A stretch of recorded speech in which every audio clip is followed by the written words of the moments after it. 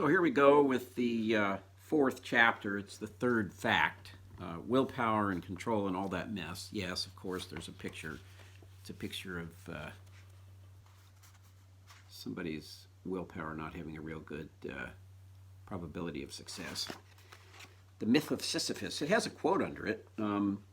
Figure 4. Here are some of the methods we have tried. So that's from the AA Big Book, page 31. Here are some of the methods we have tried. And this is a graphic depiction of their level of success. So the name of the chapter is Willpower and Control and All That Mess. Who needs 12-step recovery anyway? Well, those who take a bit of alcohol, drugs, whatever, can't seem to stop. Maybe not every single time, but even those who don't always go overboard just can't predict when they will lose control or when they won't. Much less tell ahead of time what the painful price will be when things spin out of control. Sure, they know they have faulty brakes, but they keep stepping on the gas anyway. And by now, they know their knowing has not been enough. Just deciding to quit has not been enough.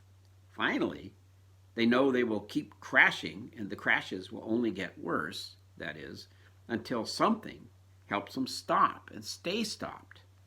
You see, most have already tried to change, but they are beyond that. It is no longer about changing. It is about the willingness to be changed by tools with more skill and power than they have applied so far. The AA Big Book graciously offers the program of recovery. Quote, if you've decided you want what we have and are willing to go to any length to get it, that's the end of the quote. And that's the problem right there. Most people coming to treatment for the first time or attending their first 12-step meeting have some willingness, but not that much. Judging by relapse rates and aftercare attendance, a lot of people leave treatment without enough willingness, that is.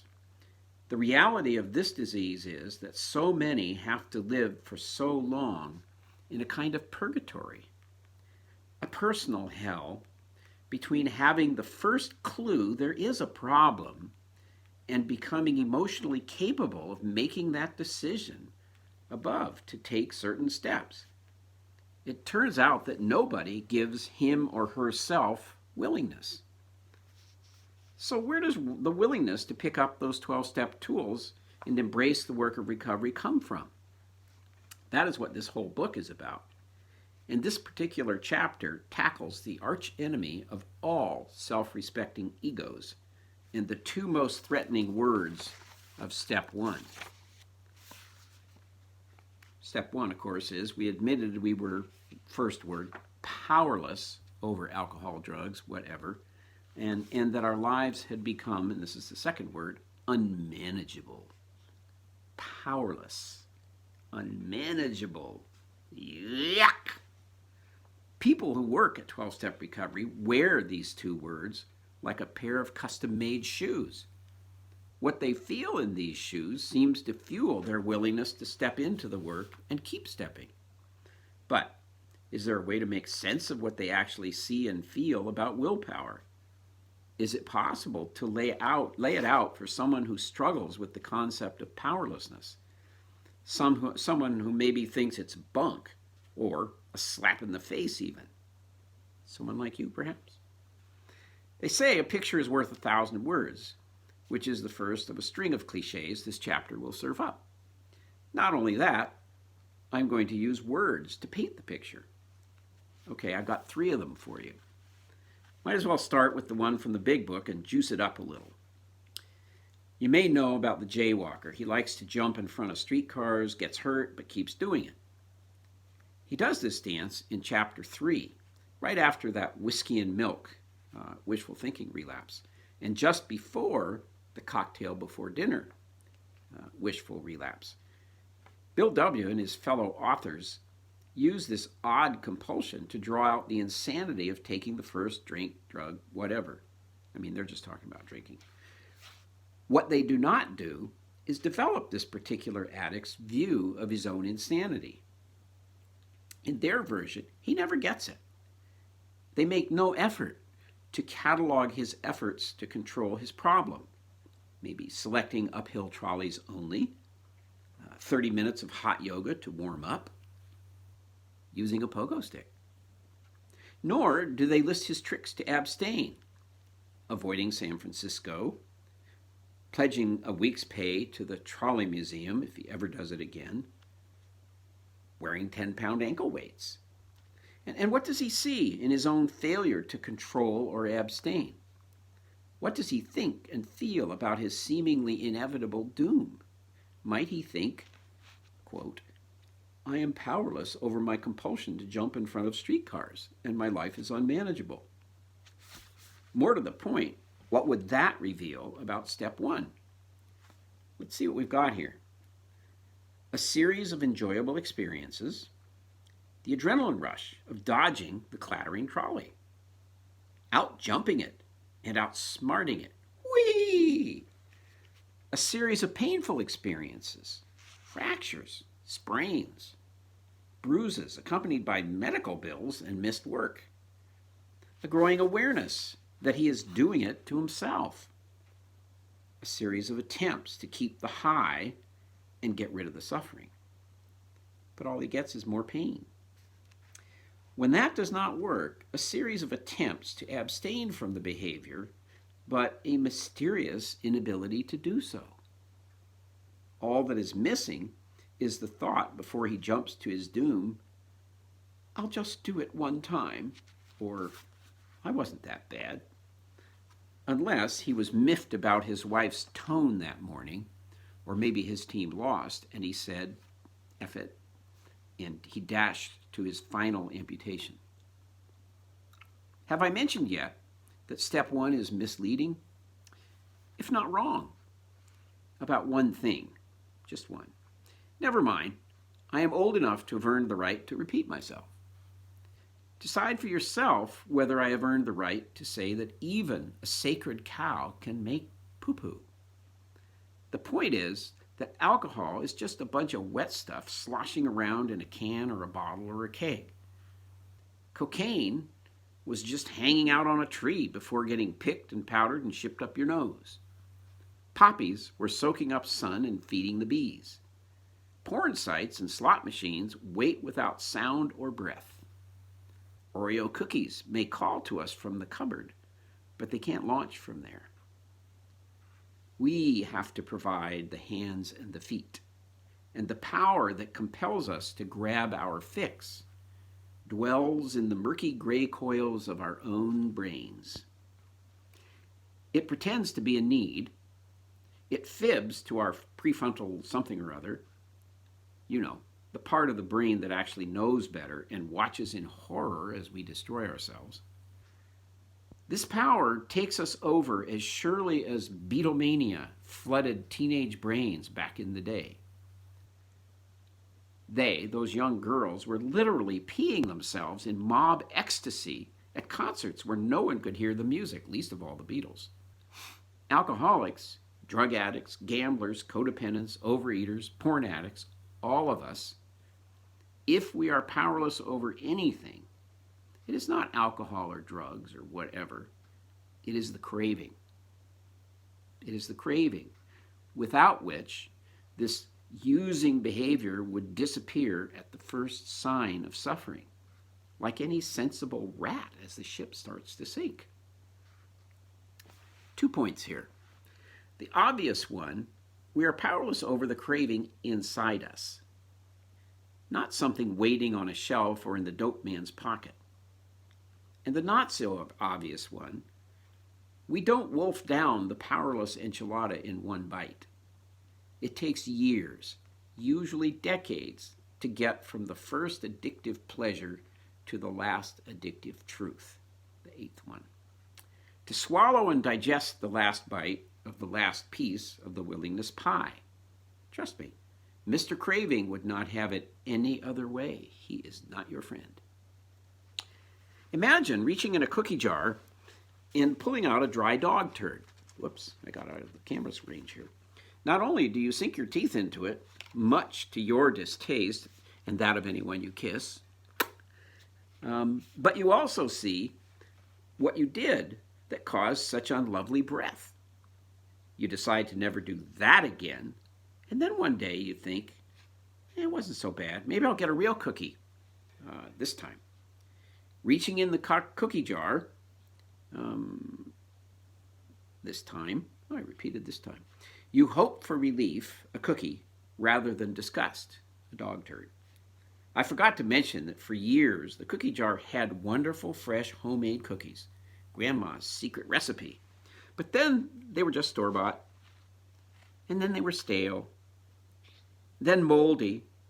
Finally came the dried doggy doos. Yet you still can't believe your luck or your taste buds or your most recent memory.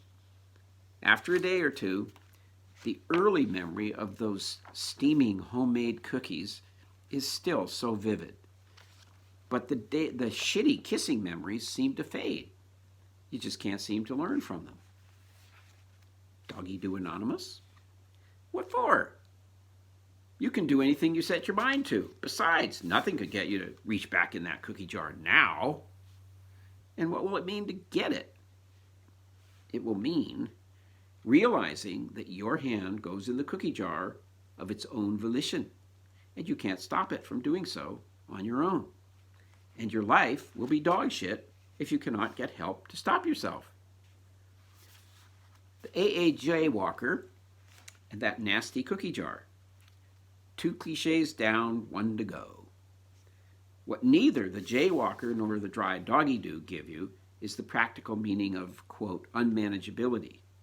Both use words to paint a picture of craving and powerlessness. Unmanageability is better illuminated by the old frustration about cake. You know, not being able to eat it and still have it. If we eat the cake, we get the yummy texture and taste, but we suffer the grief of no longer having cake to possess, to show off to neighbors, take selfies with, or fantasize over. We also do not get the obesity, diabetes, lethargy, hypertension, cholesterol, heart attack, or stroke risk, and solitude that cake may bring.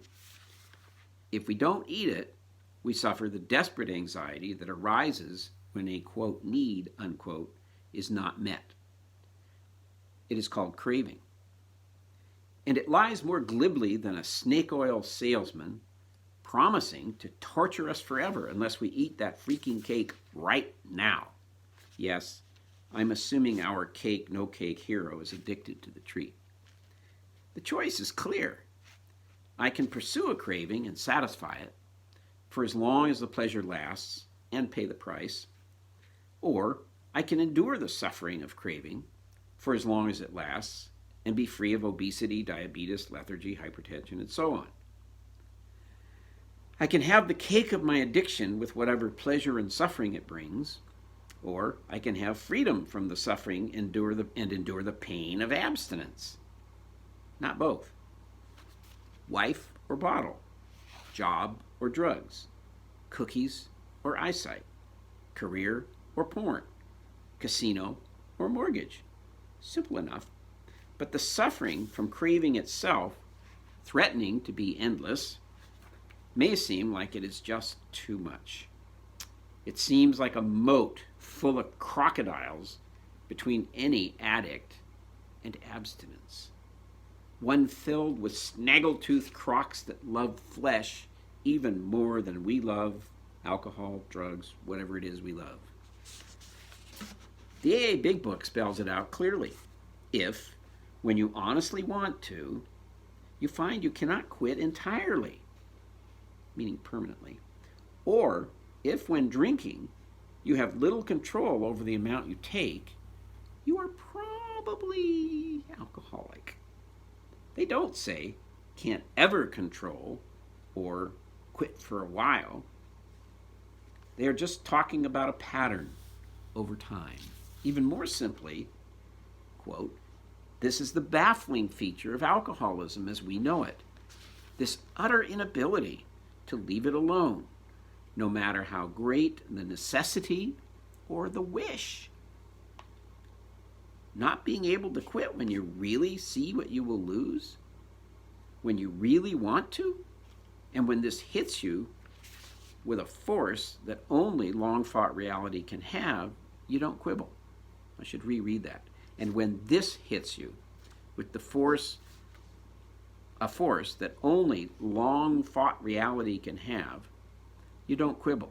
You don't remind everyone about February 29, 2013, the day you only had 2 drinks, whatever, drugs, and nothing bad happened that one day. You are more likely to say variations of these. I've had enough. I'm licked. Can't do it myself. You will join the chorus of cliches like these. If you don't want to slip, go in slippery places. If you don't want to get bit, stop petting the rattlesnake. One of my personal favorites is still, you get run over by the engine. The first drink, drug, whatever, not the caboose. You might also be heard quoting the AA Big Book. Quote, we are like men who have lost their legs. We do not grow new ones. What we really have is a daily, no, let me read that right. What we have is a daily reprieve based on maintenance of our spiritual condition. Speaking of maintenance, you may no longer bristle at all those cliches about continued work. Meeting makers make it. Keep coming back. It works if you work it. Those who don't keep coming back don't get to hear what happens to those who don't keep coming back. Powerless? Yep. Unmanageable? Duh. Insanity? Of course. After the first drink, drug, whatever. The loss of... I missed something there. Of course. What do people who don't get all of this say? The loss of control after the first drink, drug, whatever. The loss of even enough control to stick to the decision to not take it. I can quit any time I want to. I just need to cut back, slow down, take a break. I can do anything I set my mind to. I really mean it this time. That was an isolated incident. The first drink is a conscious decision. And those who admit they need to quit but don't see the point of all the recovery work, nothing could get me to drink again. I just need to stay busy, work a lot of hours, get a hobby, so on. AA is a cult, a religion, just another addiction. Those people don't have a life, just those meetings. I'm a loner, not comfortable in groups. The bottom line of those who would go it alone is, I decide whether I drink. I see no necessity to do all that work to prevent myself from doing so. Now, the brain science people can probably explain why we are so slow to learn from our own disastrous drinking, drugging, whatever, and why we lose control in the first place. If that helps you accept the disease in yourself, it is a good thing. It is my experience that your own experience matters more than theories and explanations, even the ones I come up with. Only your own experience of losing control, of trying and failing to abstain, makes these facts real to you. Even then, you have to put 2 and 2 together, to see your own hand in the cookie jar, the craving, and the deluded decision to reach in one more time. You have to see the suffering that has followed, that will always follow, and has generally gotten worse. And there seem to be 2 ways to put it together, to connect the dots. 1, keep doing alcohol, drugs, whatever. Use what you use until the painful truth grabs you by the throat and won't let go. 2, become open and even curious enough to look for the painful truth, to keep asking WTF about your own experience. How could I jump in front of that trolley again? Or how could the doggy do fool me one more time? Or why didn't I have just one slice? Or at least, to not lop off your counselor's head when he or she asks these snoopy questions. A word for those of you in treatment. Some years ago, a research study compared relapse rates for different things. People hospitalized for addiction, stroke, and heart attack. Surprise, surprise. People leaving addiction treatment took better care of themselves afterward. They did more follow-up and had fewer relapses. Now, why might that be? Could it be because addiction treatment focuses so relentlessly on acceptance of the disease itself, not just putting out the latest fire? Every group, lecture, probing question, written exercise, and reading assignment is designed to help you see. Yeah, to see what you were dealing with. Sharing and writing and hearing about your experience changes your brain. Research has also shown that this works just as well for people ordered into treatment as for those who volunteer. You may not get all of it, but every crumb you swallow inches you closer to your last drink, drug, whatever. Does that mean some of you have not yet used what you use for the last time? Yes.